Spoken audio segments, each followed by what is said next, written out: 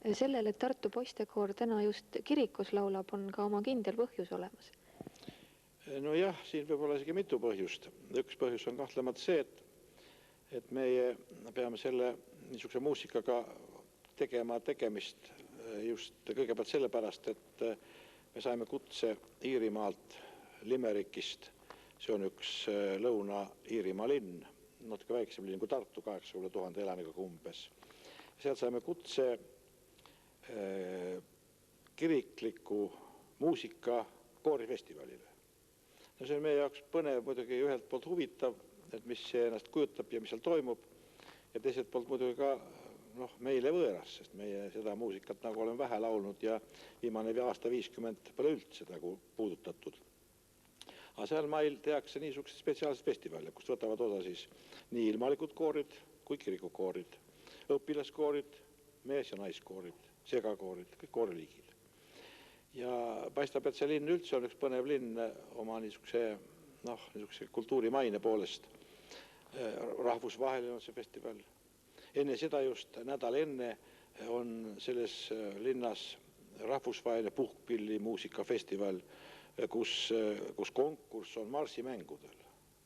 Nii et see on jälle, ja meilt läheb, Ilmar Lääne orkester läheb Tartust sinna konkursile. Nii et tundub, et see linn on niisugune suurte vaimuannetega ja kultuuritraditsioonidega linn. Aga nüüd aga siis festivalist endast. Meil muidugi on küllalt olukord keeruline. Praegu me nüüd elame sisse sellesse koraalimuusikasse ja sellesse vanamuusikasse ja ega me ei tea, mis me selle ees ootab. Võrdlemisi sisse vette hüppamine võrdlemisi tundmatus kohas. Sest et mis stiil seal üldse valitseb ja kuidas tollased koorid ennast ülevalt peavad ja mida nad laulavad. Ja see 2 kohustuslikku muusikalugu, mis sealt tuli, need on niisugused, ei saa öelda, et väga rasked oleks, aga küllalt omanäolised. Üks on homofoonine Thomas Morley lugu ja teine on kohaliku helilooja polüfooniline seade, küllalt keeruline, nii et paistab, et see tase selles muusikas on kõrge. No minu hingemäel on üks asi, et ma tahtsin väga sinna viia ka siis Eesti muusikat, et mis me Mozartist või sellest seal laulame, et nemad ilmselt seal Lääne-Euroopas teevad seda paremini kui meie võib-olla. Et viiks Eesti muusikat, aga teadu keeruline see on, ei leia. On Juhan Aavik, on Anton Kasemets,